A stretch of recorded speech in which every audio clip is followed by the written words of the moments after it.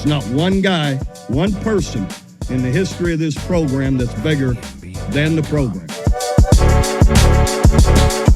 What's better than this? Guys being dudes.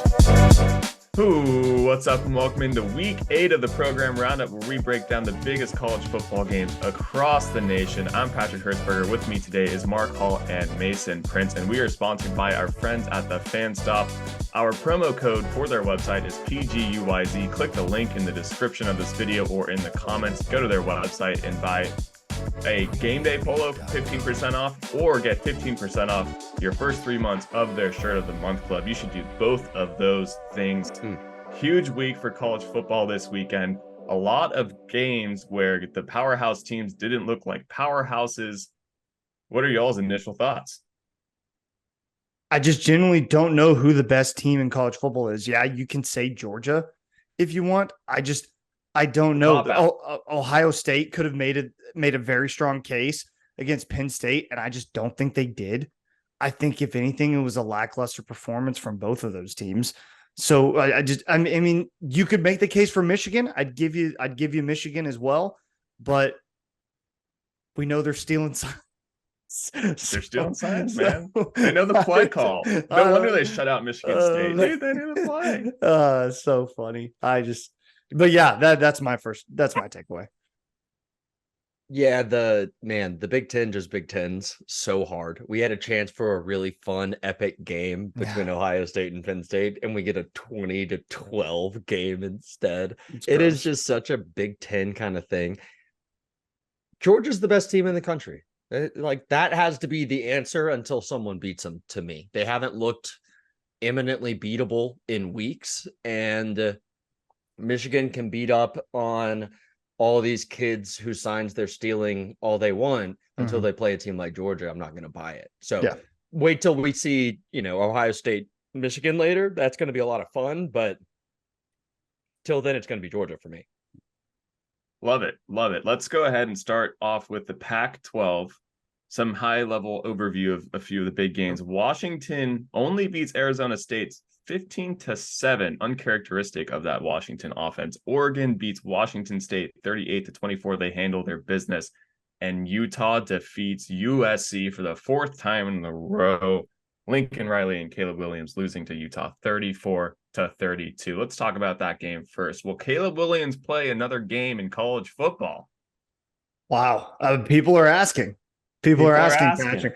People are asking, Patrick. I think he does. I mean, you can't sit out. The optics of that, especially if you're Lincoln Riley and you still have to run that program, like, there's no way that you can allow Caleb to just sit out. Because then what's that saying to the rest of your team? Like, sorry, this season's a wash, so we're gonna sit our best player so he can go make millions of dollars. You keep playing hard though.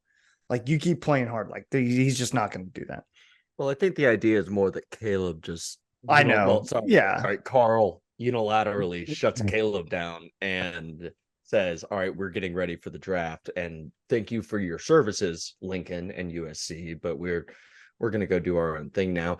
I don't see it out of Caleb, and I think that's the kind of move that drops you immediately behind Drake May. Yeah. Because these NFL guys care, man. Like, it's the team stuff like that they really do pay attention to, and that would send just the worst kind of signal, especially when, I mean, the last however many weeks of the season are probably going to be the same as the past however many weeks of the season, in that we're going to see Caleb do a bunch of incredible stuff and cement himself in that number 1 spot instead. And all the college football success is out the window now. You're not making the playoff. You probably don't make the Pac-12 championship game. That's that. So go be the best quarterback you can be is sort of the only thing he can do. Patrick. Yeah, I would agree. I'm done with the Caleb conversation. If you guys want to jump into the game, or you have anything else on Caleb? Yeah. So the game for me, Utah tried their hardest to blow it. That's for sure. They had their, you didn't have Cam Rising, so that was a problem that Utah, I felt, ran into at the end of the game. But their backup quarterback, his name's escaping me right now. He played like a dog in the 4th quarter, man. I think that might be right. The pig farmer, according to Kyle Whittingham.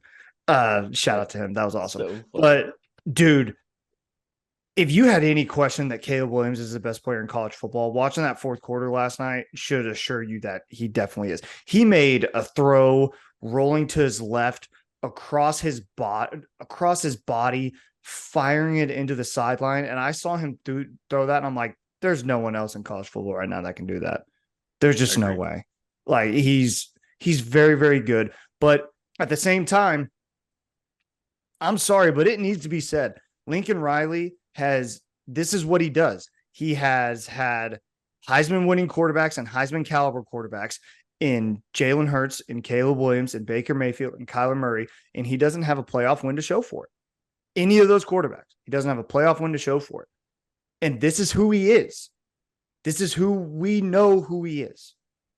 And he's going to continue to be that guy. When the lights are the brightest, that's when it all comes crumbling down. And I'm sorry for USC fans, but this is what. And also, there were USC fans I saw on Twitter last night. USC fans were a lot for a while. Yeah. There. Yes, and there were other people saying, "Oh, he has to fire Alex Grinch now." I'm like, have you met him? Have you seen this? He's not going to fire Alex Grinch.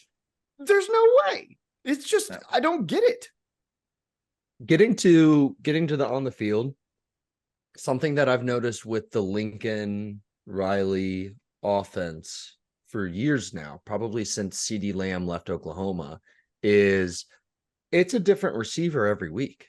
And sometimes it's just not one receiver. They never seem to have like a settled hierarchy. You look at a guy like Mario Williams, who seemed destined for stardom, and he goes 2 catches for 25 yards. Brendan Rice, star of the bowl game last year, even though they lose, right? I know. Son of Jerry Rice goes 5 for 34. Dorian Singer is a stud freshman. He's the one that we all watched at the beginning of the year and said, this guy's going to break college football. 4 catches, 35 yards. Yeah, like Caleb's a superstar talent, but to some degree, like what's the offense?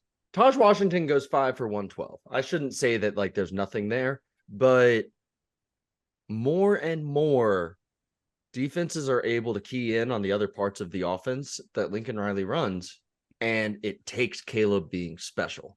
And next year it's going to take Malachi Nelson being special. It's a weird predicament to be in if you are USC, because they lost their best offensive lineman in the draft last year, and I'm not sure what's in the wings. I got no idea what's there. Lincoln Riley, NFL. Yep, I think so too. I think that's where the road is leading for Lincoln Riley. Utah being able to get the ball back, and me feeling very confident that they're going to go score a field goal to win this game. Oh, so did I. And the whole world. Yeah. It's like they're going to go score the goal. And Bryson Barnes does exactly what he has to do, and he gets him there. Yeah, and to your point, Patrick, I want it to be very, very clear. Utah won this game. USC didn't lose. Utah won this game. They went out there and they took it to them. So credit to Utah where it's due. Pac-12, man, is just going to cannibalize itself. I genuinely believe that there needs to be a playoff team from the Pac-12, but they may have 2 losses. Whoever it is, that playoff team may have 2 losses. And we need to understand that that's okay, because they are eating each other alive out there. Man, to that point, here's Utah's rest of the way. Oregon comes to town next week. Arizona State comes to town after that. They go to Washington the next week. Then they go to Arizona. Then Colorado comes to town the Saturday after Thanksgiving. Like, that's 5 games in a row that, I mean, you shouldn't lose them, right? But all 5 of those could give you trouble. The way that Jed Fish has Arizona looking, the way that Arizona State really took it to Washington this week, that's all 5 of those, man. Pac-12 is in an incredible spot this year. It just won't exist next year. Incredible spot to die. Just crazy. Well, and to Utah, they're doing this with their second string quarterback. Sometimes their third string quarterback. Yeah. Yes. It is insane. They went into the year thinking Cam Rising would be coming back, and he is not. And they just keep on churning quietly. 1 loss on the season for Utah. Good for Bryson Barnes. Anything else on the Pac-12 you guys would want to hit on before we move on? Nah, I'm good. It wasn't it Bo Nix's like 54th start, which is the most in college football history. Yes, I saw there's so many. I saw this somebody quote tweet that with a Donald Trump video, just screaming, "Get a job, get a job!" I cried laughing. That's just funny to me. That's just so funny. The fact that dude doesn't own every record by this point, then I think like, what have you been doing with your time, Bo Nix? You've been starting since a freshman. You've been starting since a freshman at Auburn. Had like 50 wins at this point. Yeah. What are you doing? I have no idea. So funny. So funny. That's my last Pac-12 thought. Patrick, I really like that Oregon team. Me too. And you've been saying that all year. Let's move on to the Big Ten high-level overview of their games. Ohio State takes care of business with Penn State winning 20-12. Iowa loses to Minnesota off of a bad play call from the refs, losing that game 12-10. Michigan shuts out Michigan State 49-0. Those are kind of the biggest games of the Big Ten. You guys have any thoughts on any of those games? Michigan's really good. Michigan State's really bad. Also, Michigan State put up a trivia question about Adolf Hitler on their board, for one of those fun timeout trivia games, and it was a picture of Hitler and something. And like, fam, how tone deaf do you have to be? It just brutal. Do we have a link? Yeah, I'll send it to you. Yeah, it's how bad. Could you possibly? Yeah, Michigan State down horrendous. But Michigan looks really, really good. I genuinely think the NCAA investigation into Michigan is going to prove to be nothing. It's going to be a nothing burger. Nothing's going to happen, and Michigan's going to come in and they're going to win the Big Ten because I think they're the best team. I think they're the best team in the Big Ten, and I think they'll win. I think they'll run the table. I think they'll be undefeated because what I saw out of Ohio State to that point is not a team that scares me. With Maserati, Marv, and company, they don't scare me.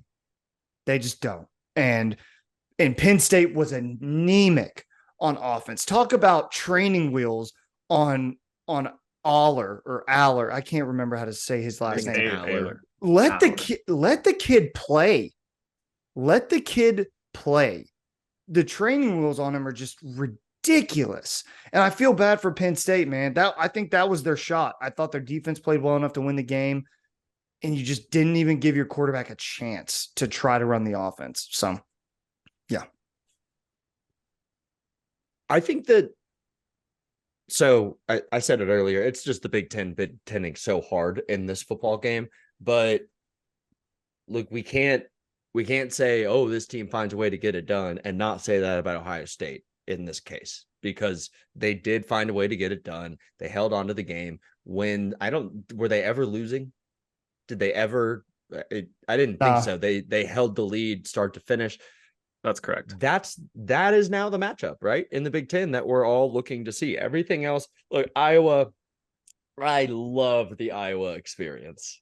The whole we don't score points, but you also don't score points thing. It's adorable. It's awesome. But this Ohio State Michigan game, whenever we get it, I'm sure it's like the last game of the year or something like that. Yeah. That's going to be the matchup to look out for in that conference, and everything until then, respectfully, we're not getting anywhere.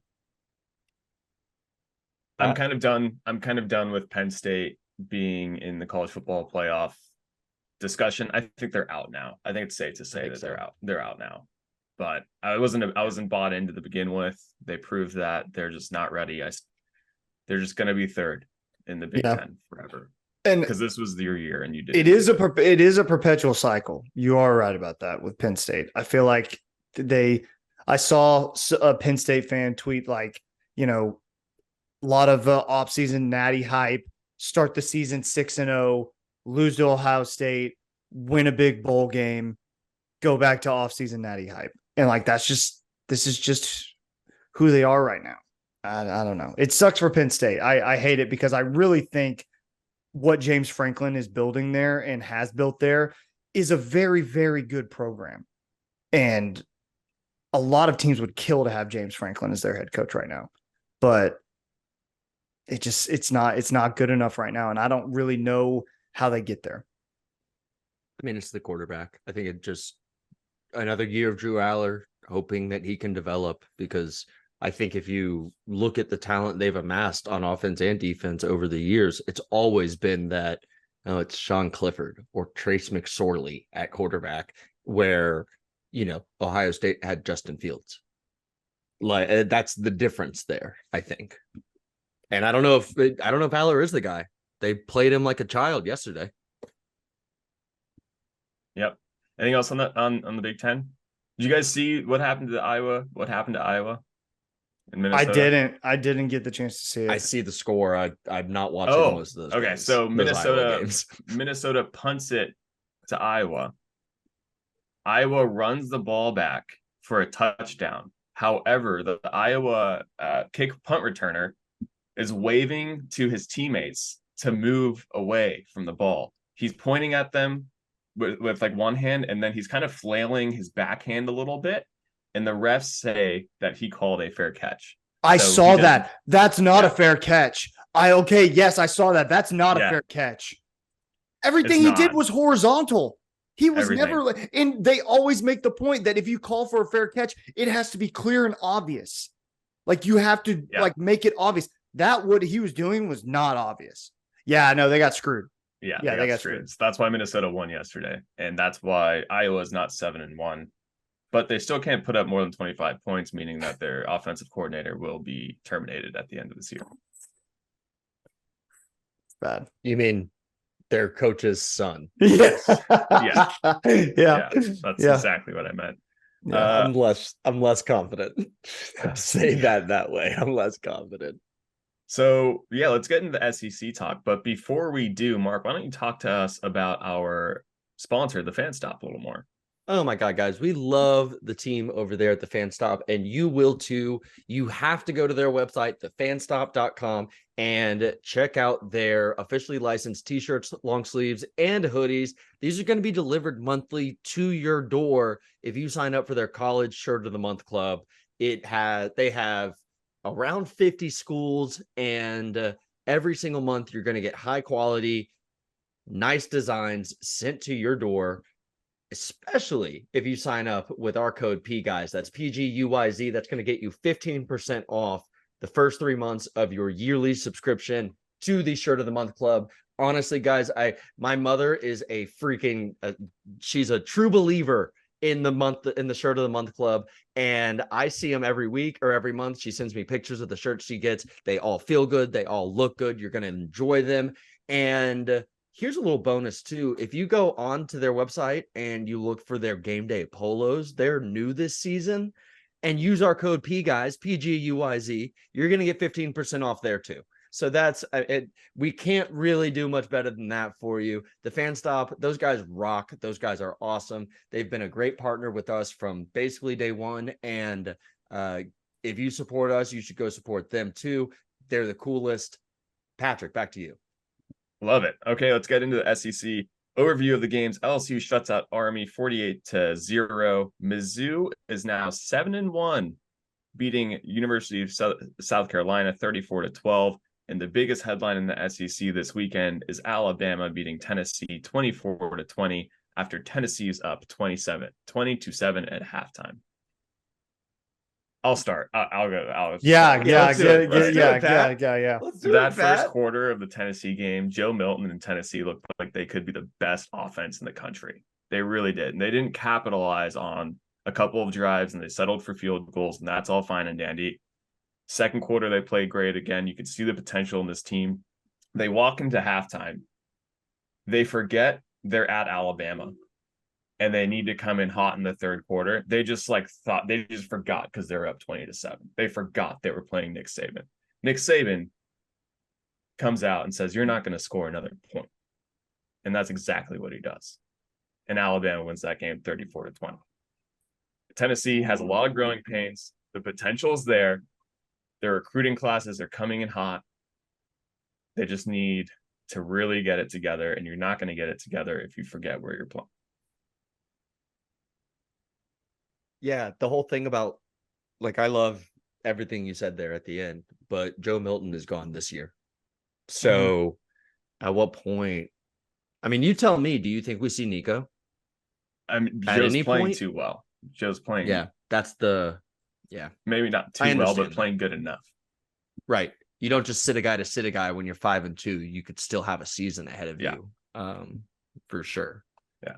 Mason, what do you think about this game? I invested lightly in Alabama, and that first half had me a little concerned. Oh yeah. But then, like Patrick said, Saban's and just figures it out. So I'm with you. The first half was they had us in the first half. I'm not gonna lie. I'm not an Alabama fan for anyone watching on our YouTube channel. I'm not a Bama fan. I just did this to mess with Patrick.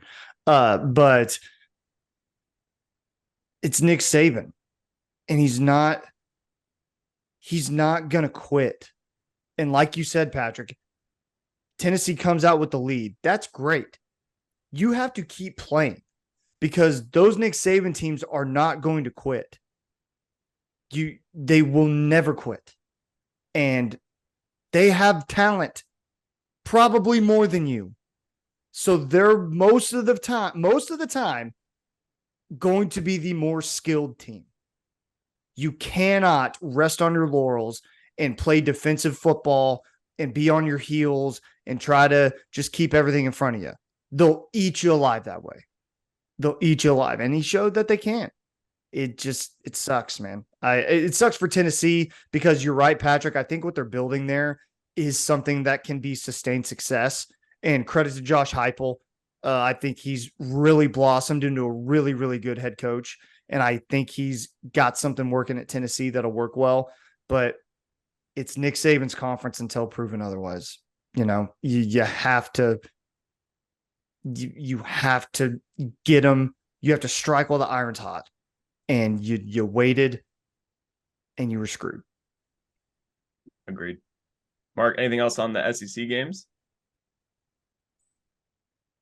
Yeah, man, it was crazy the way that Houston kept up with Texas until the very end, and Oklahoma needed to come back in the fourth quarter. Oh, sorry, not. Oh, sorry. Yeah. SEC, but I mean, sure, we can move on to the Big 12. I have one more SEC joke. Pat. I have one more one more SEC thing. I think that there's going to be for sure 2 openings at the end of the season for SEC schools, and it's going to be interesting to see what happens. I think Shane Beamer's gone at South Carolina, and I think Sam Pittman's also gone at Arkansas. They just lost 7-3 at home against Mississippi State. So those are 2 head coaching jobs to be on the lookout for. I think it's just a matter of time for those jobs open up. I think Beamer gets a quarterback that's not Spencer Rattler. I think he gets a chance. Okay. But Big Boobs Pittman, maybe. That dude's chest is insane. It's nuts. It's nuts. Dude, nuts. Man. Milkers. Sorry. All right, sorry, Patrick. Go ahead. All good. Even do that. Okay, let's move into the Big 12 talk. But before we get there, remember, go to our description, click our link, thefanstop.com, use our code PGUYZ, go to their website while you're listening to us discuss these Big 12 games. Texas defeats Houston 31-24 in Houston. Oklahoma State beats West Virginia. Oklahoma State won that game, right? Yeah, Sorry, they did. Okay. Oklahoma State beats West Virginia University 48-34. Kansas State beats TCU 41-3. And OU beats UCF 31-29. What are your overall thoughts on the Big 12, guys? I think Mike Gundy's been listening to the podcast because I've been calling him out for just a lackadaisical approach to recruiting, game planning, all of that. And since the bye week, man, all they're doing is win football games. Yeah. So surely he has listened and heard the fire I've been lighting under him, and it looks like we're going to have a fun bedlam at least here in a few weeks. Yeah. West Virginia, on the other hand, has really fallen off. Man, they started off real hot to start the season, and they have since fallen off very hard. And man, TCU just is – it just goes to show that 1 year does not a program make. Like they they look bad. They look very, very bad. Because this Kansas State team is not good enough to beat anybody like that, in my opinion. It's bad. It's bad all around. Also, Houston absolutely screwed on the spot. Texas gets away with one. Man, that could have made things interesting. I watched that game with my Texas grad brother. Yeah. And he's not quite as into football as we all are. Doesn't have 2 podcasts a week that drop about football, right. Anything like that. He puts his time towards more productive things. But we're watching it, and the whole game, it's like, dude, holy shit. Houston is like, just kind of doing enough the whole time to stay in that game. It's very interesting to me. Both Oklahoma and Texas had a bye week after their bout in Dallas, and then both came out maybe not flat. I don't know that flat is the right word, but just not with the kind of performance that you would have expected, I think, after seeing both teams give their all 2 weeks ago in Dallas. Yep. I said it, I think, on our regular podcast, but Texas could drop program games. Guys. Yeah, check out the Program Guys recap of the OU versus UCF game if you're an Oklahoma fan. That'll be up Sunday, October 22nd. But I said it, Texas, like there's no guarantee Texas is in the Big 12 championship game. There's just not. They were good last year too, and they dropped games. History shows us dropped the game against Houston. They got very lucky in Houston. History shows us that Texas drops games that they're not supposed to. And that was almost one of those games against Houston. And arguably it could have been and should have been. But they escaped, they survive. Be on the lookout for Texas to end the year. Let's see what happens. Because again, if Texas drops a game, it gets super interesting in the Big 12 for that trip to Arlington. And a lot of teams will start foaming at the mouth because they think it could be them. To that point, Texas drops a game. They go to 6-2. They would be joining Oklahoma State as a 2-loss team, BYU as a 2-loss team, Kansas State as a 2-loss team. Suddenly, you're swimming in unsteady waters if you are Texas. Go ahead, Patrick. I believe Texas still has to play Kansas State as well. And we keep talking, they do. They play Kansas State at home. We keep talking about how Texas has the easiest schedule left in the Big 12, and they surely do. But Kansas State is BYU's coming to town too. Yeah. Next week. Right. And I don't think those are just easy wins for Texas at this point in time. They're just not. Mm-hmm. But agree, we're still seeing the theme of cannibalism in the Big 12. You never know what you're going to get from most of these teams. Yeah. I think I said it last week or a couple weeks ago. It's just like a conference full of mid. And it's not bad mid. It's just mid, Yeah. And we thought that there was a clear 2-team tier, right? Maybe it's 1 because, well, maybe it is still 2. Maybe it's 0. Yeah. Neither Oklahoma nor Texas looked very good yesterday. We can just, it wasn't that great. Agreed. Anything else on the Big 12 before we move on to the ACC? David Agwebu at defensive end with 7 tackles for the Houston Cougars. Shout out. Go David. Good for David. Love to see Dude your started success. at linebacker for us. Amazing. Last year. It's crazy. Okay, high-level overview of ACC games. Florida State pulls it off against Duke. Is that the updated score? We're gonna give you that score in a second. I want to make sure that's the updated score. Miami beats Clemson 10-7. North Carolina. Florida State beat Duke. Yeah, I knew 38-20. 38-20. Yeah, I knew he that. Just wanted the for sure score. I don't think he had that score was wrong, and I knew that.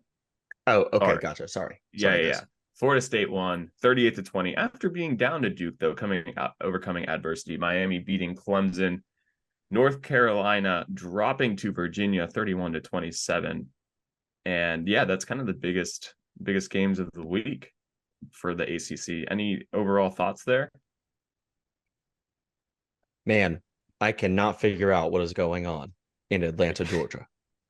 What No. are the Yellow Yeah, Jackets I doing, know. man? 5.5-point favorites at home, and you drop by 15 to Boston College. That's some unacceptable stuff.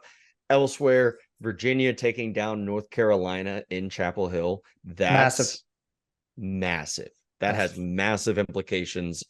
Florida State appears to have a runway clear to the ACC championship game so long as they can continue taking care of business. But boy, it's an interesting conference. Miami's 5-2, and both of those losses are in the ACC. So who knows if they even make it to the championship game at this point. In a battle of teams who had to win, that Clemson and Miami game is it was crazy. And for Miami to come out on top, I think we all know that something's wrong in Clemson. But so Dabo was asked after the game if the team has a sports psychologist, and he said, "Yeah, I think he's on suicide watch right now." So, like, a funny joke, but like, that's not funny. That's tough. Yeah, dude, Clemson is lost right now. It doesn't look good. They're 4-3. If you would have told me Clemson's 4-3, I think I had Clemson to win the ACC as well. That was a hot take. And Mark had Florida State, so it's currently correct. I like Florida State. I like what I see out of Florida State. I think they're a very good team. They're your only shot at the playoff if you're the ACC right now. And I think even a one-loss Florida State team is a really, really good one. They don't have one yet, but that's who I think should. If there's going to be a team who makes it out of the ACC, it's going to be Florida State. If you are ever on TikTok, go to our TikTok right now, because a lot of Florida State fans are arguing with a lot of Oklahoma fans as to who is better, because Florida State fans were like, oh, Oklahoma almost dropped UCF. But Florida State did not look good against Duke for the majority of that game until they came out at the end. Man, it's going to be a weird when we get to 12 games in the playoff, or 12 teams in the playoff. Yeah. Like, just looking at some of these teams, you'd have Florida State and Carolina in it before the Carolina loses yesterday. But Carolina at 10, I mean, who are you playing? You're playing someone who's going to rock your bones. I wanted to do that this week with you guys. I think we should give our top 4 picks for the CFP right now. Who wants to go first? I can go first. Sure. Yeah. I think it's going to be Georgia, Michigan, Florida State, and Oklahoma. Because I think Florida State and Oklahoma have the chances to win out in their conference, the highest chances to win out there in their conference. And I don't know if a one-loss Pac-12 team can go in over an undefeated other conference team. I'm with you. I can understand that. Mark? Yeah, I'm going to go Georgia 1. That's easy to me. Michigan 2. Just inertia, kind of. They're at 2 right now, and if I assume they win out, they'll stay at 2. Give me Oklahoma 3. I think that they're going to jump, because I do think that they end the season undefeated. And then Washington. I think Florida State drops 1 and Washington does not. Washington goes. Yeah, I go. But I'd really like it to be Oregon, man. It's way more fun to me if it's Oregon. Yeah, I got the top 2 the same as you guys. And then I have, I think a Pac-12 school is the team that gets in, and I think it is Washington, and I have Oklahoma at 4 just because I feel as though Oklahoma may go undefeated, but I feel as though there's somewhat of an agenda. People are going to look at 6 and 7 last year, even though they're not supposed to. They're going to look at 6 and 7 and say they're 4, not 3. Well, and to some degree, it doesn't even have to be an agenda. Oklahoma is currently rated behind Washington. So, game's game. Very true. Very true. Or even look at TCU and say, maybe a Big 12 team maybe shouldn't be in here. We'll give them a 4, because I don't know. If this never had it. Yeah. Yeah, they never won. Never won a playoff game. Or sorry. Right. Yeah, they have. TCU did. TCU won a playoff TCU game. won My bad. the Big 12's first playoff game after Oklahoma made an infinity of them. Yeah, my bad. Yeah. Okay. Remember to go to fanstop.com right now. The link is in our description. Use code PGUYZ for 15% off your first 3 months of their Shirt of the Month Club, or 15% off their game day polos. Seriously, go get your game day polos. They Go have get over 'em. 50 schools. They're licensed baby. polos, baby. MVPs of the week. Ooh. Who you guys got? My MVP of the week is Nick Saban, because after the game they were interviewing him, and he doesn't the thing to do. Maybe it's for Tennessee too, but Alabama, the game, you smoke cigars when you win. Yeah. Well, Nick Saban has said repeatedly that he doesn't smoke cigars. Well, Jenny Dell, who's interviewing after the game, says, I know you don't smoke these, but maybe you can just hold it for a while. And Nick goes, I won't smoke it, but I'll chew it. And he just puts it in his mouth and walks off. It's just very funny. Nick Saban at 70 whatever years young, he's still doing it, man. It's fun to see. Good for Nick, man. Here's a fun fact. Nick Saban and Mac Brown are the same age. Wow. It's crazy. Don't you just look at them so differently? Yeah, I really do. I really do, man. It's crazy. Mark? Yeah, I'm going to go my MVP, Michigan analyst, Connor Stallions.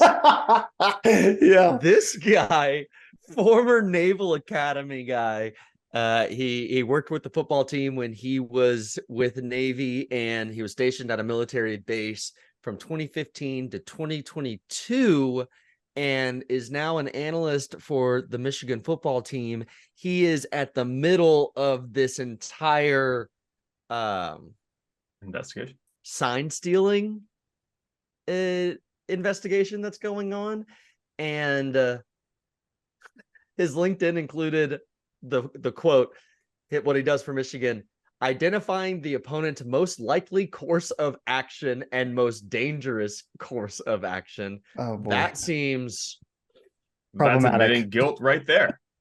That sounds like spying to me. Yeah. And it's a fun, cool little thing how, like, hey, college picks up on the program picks up on college. It's like 15 years later and Michigan's doing Spygate. Yeah. It's really cool. It's good to see. Connor Stallions, my MVP. College football is so much fun. Patrick, go ahead. LVP Lincoln Riley, for obvious reasons. Let's talk about it more. Sorry. Oh, don't be sorry. Don't be sorry at all. Don't be sorry at all. I think that's a good one. Yeah. Go. Yeah. Also, journalist Mason here. Lincoln Riley didn't make the players available to speak to the radio broadcast after the game. That's all-time cowardly shit. That's the shit that he pulled at Oklahoma. That's garbage. That is so terrible. And the radio broadcast was literally perplexed in the post-game radio show. They're like, yeah, we're not going to get players, obviously, since it's a tough game, but that's the new regime here at USC. It shouldn't be that way. That's so soft. It's so pathetic. These kids can talk about a game, especially on their home radio broadcast. They're not going to pepper them with hard-hitting questions. They're just going to ask them how they're feeling and stuff like that. That's so utterly pathetic, and shame on Lincoln Riley, shame on Clark Stroud, shame on the entire USC communications department. That is pathetic. That is so, so, so bad. And it's not setting them up for success in the NFL either, because in the NFL, when Caleb drops his first game, what's he going to have to do? He's going to have to talk to the press. When he drops his second, he's going to have to talk to the press. Yep. Yeah, and he's not helping his football team by doing it. He's not making them better men by taking them away from, truly, it's the team radio. Mm-hmm. Like, what are you doing? What are you doing? It is going to implode if he continues to be this standoffish with media there. It is not, you are no longer in Norman, Oklahoma, where you are, because you are the head football coach, the biggest dog in town. Like, he doesn't own the state like he owned Oklahoma. They will turn on him if this thing doesn't get fixed. 1,000,000%.